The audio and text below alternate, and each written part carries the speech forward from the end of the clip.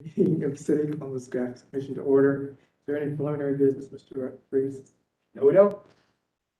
Okay. Then let's call the first case. First case is GC 21-030-5385 North High Street. Would the applicant please come forward?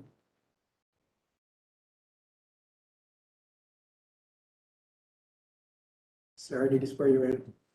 Swear to uphold truth and nothing but yourself you got. I do. Would you repeat your name for the record and your affiliation to this case? My name is Mitchell Powell. I work for C&B Sign Services, and I'm here to represent Paresh Patel with Repal LLC. Thank you, sir. I see. Mr. Freeze or Mr. Eric? Thank you, Mr. Chairman. Bench.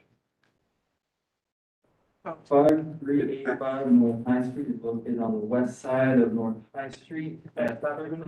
Oh, swear, and no, we're gonna swear this. That was that. For the ball. Okay, all right. Swear to uphold truth and nothing but yourself you got. Would you repeat your names for the record and your affiliations to this meeting? Bill Bennett, case planner. Sierra Salmon, case planner. Thank you. Thank you.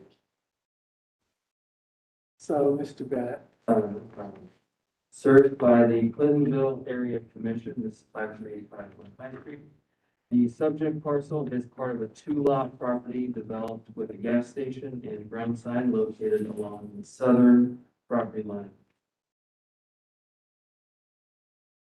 The ground sign, which is directed toward North High Street, is currently static changeable copy and is the only freestanding sign on the property.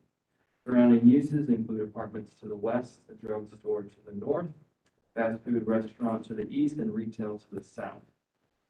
The applicant proposes to convert the existing fuel price ground sign to automatic changeable copy. The variance is to allow automatic changeable copy within the community commercial overlay. The Clintonville area plan discourages excessively large signs that interfere with visual character. Additionally, the property is within the North High Street CCO, which only permits a monument-style ground sign. Planning Division could potentially support the use of automatic changeable copy for a fuel price sign if the sign were replaced with an otherwise CCO compliant monument sign. And the Clintonville Area Commission recommended approval of the request. City departments recommend approval.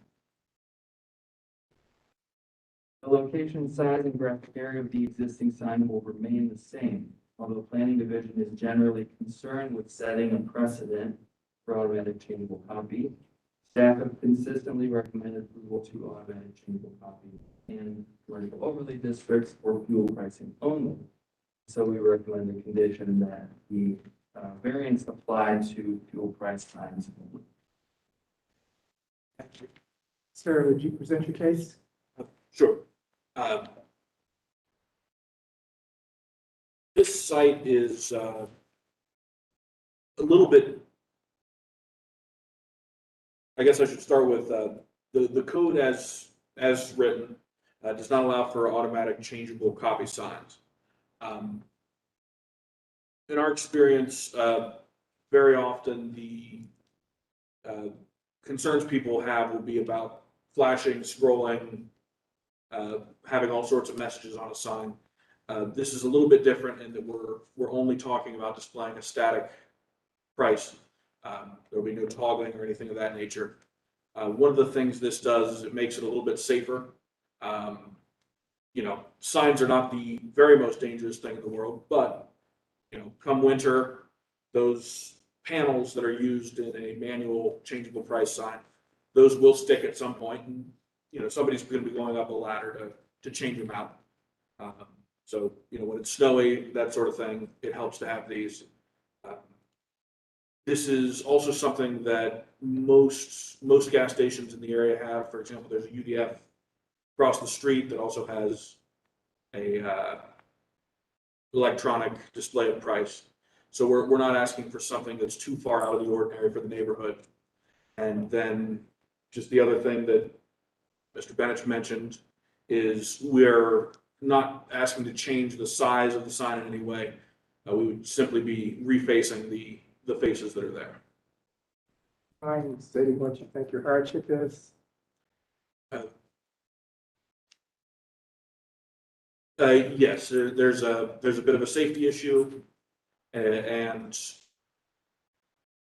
difficult to display gas prices in a strictly manual manner. They fade and become difficult to see. Are there any questions?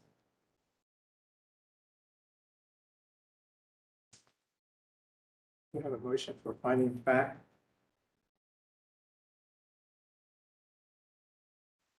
I'll make a motion that facts as presented constitute a hardship and therefore a variance is warranted. Is there a second? I'll second that. All in favor of the motion, you sign of aye. Mr. Williams. Aye. That was Mr. White. You couldn't see Aye. it. We are now. Yes. Sorry. Motion's carried. Have a vote in the board as the application for the motion. Do I have a motion? Do I have a motion? You don't need a vote, you just vote, right? So we have to have a You don't motion. need another motion. You just No, vote. well, yeah, you just vote on the variance. Right. I'm sorry. Thank you. Can we go ahead and vote on this then as conditioned? Well, the motion would be to grant the variance or not grant. That's what I thought.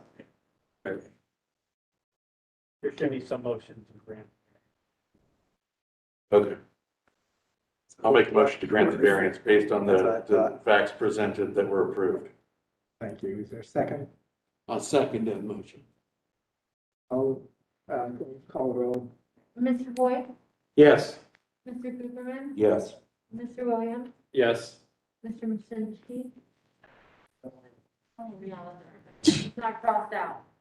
Mr. Bender, Yes. Chair Thompson. Yes, and it is approved, sir. Thank you for coming. Thank you. You know, you're right.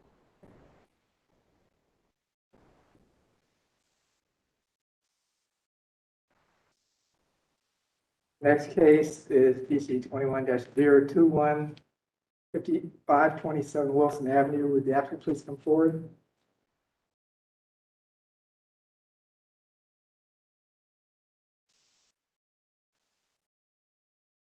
Sir, I need to swear you in. Swear to tell the whole truth and nothing but the truth, so help you God. I do. Can you repeat your name for the record and your affiliation to this case? Paul Leiter with Sign Effects Limited, and I am the applicant. Thank you, sir. Would you mind spelling your last name? L-E-I-P-A.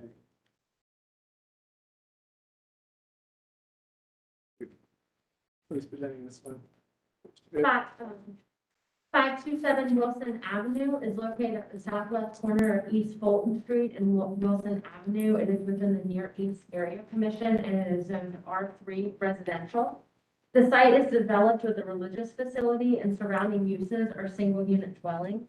The applicant proposes to install a 40 square foot permanent double-sided illuminated monument sign along Wilson Avenue, which will be 32 square feet of graphic area.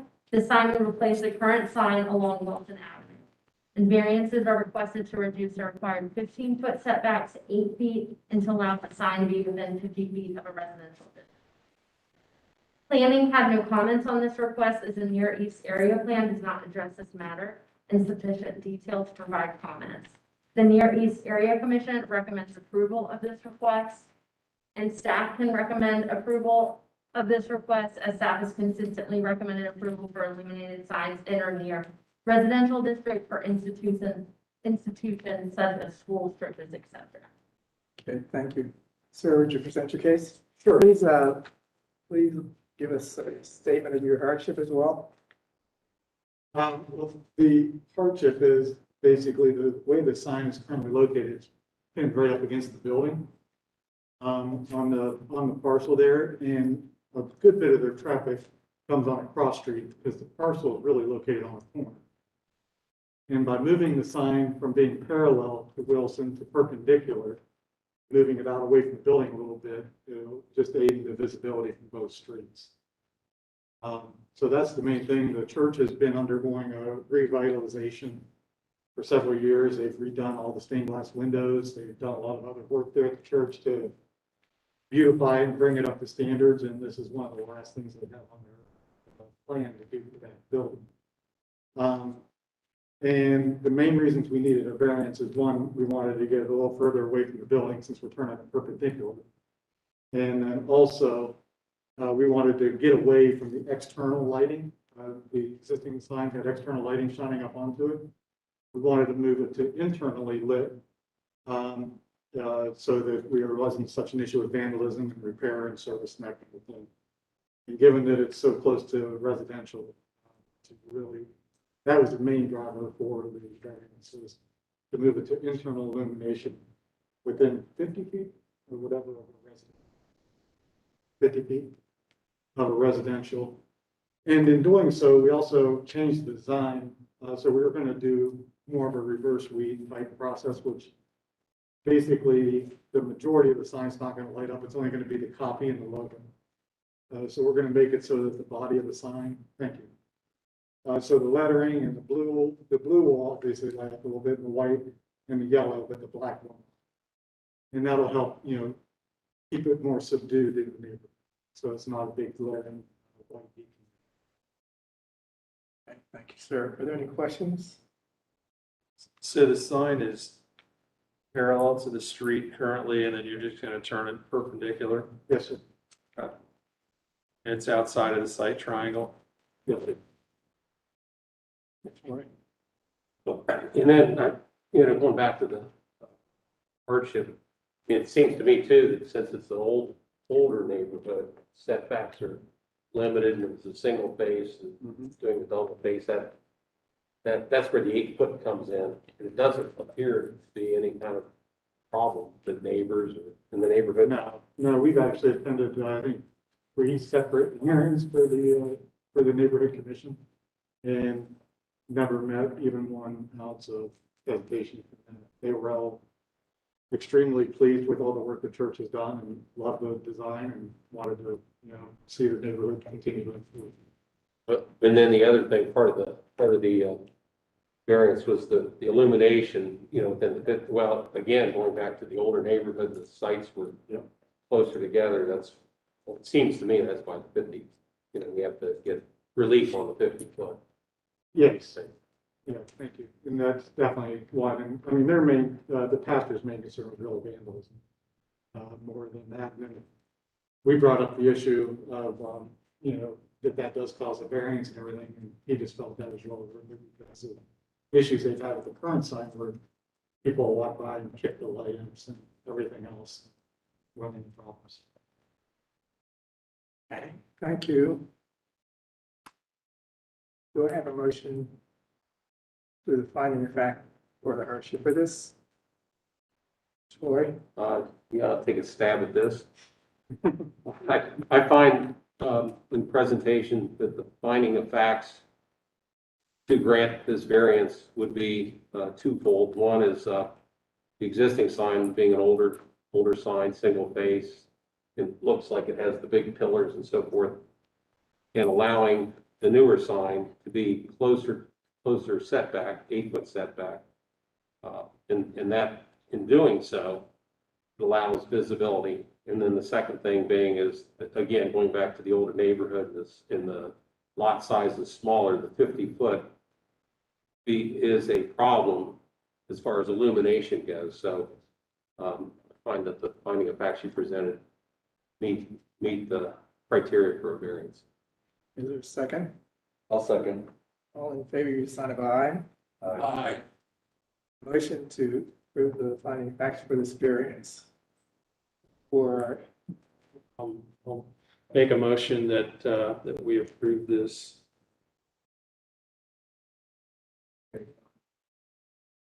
based on, Based on the facts given. there is a second. I'll second. When we vote on this, take the roll call, take a roll for this. Mr. Bender, Yes. Mr. Williams, Yes. Mr. Cooperman, Yes. Mr. Boyd, Yes. Chair Thompson. Yes, and it is approved. Thank you, Thank sir. That is it for tonight. And you can put it on, no other business, we're adjourned. I'm still a little confused. Yeah. the wording, what should the wording It's a new be? process. When we add motion for finding of fact and we approve the motion for finding of fact, what should the wording be for the vote for the variance? Right, so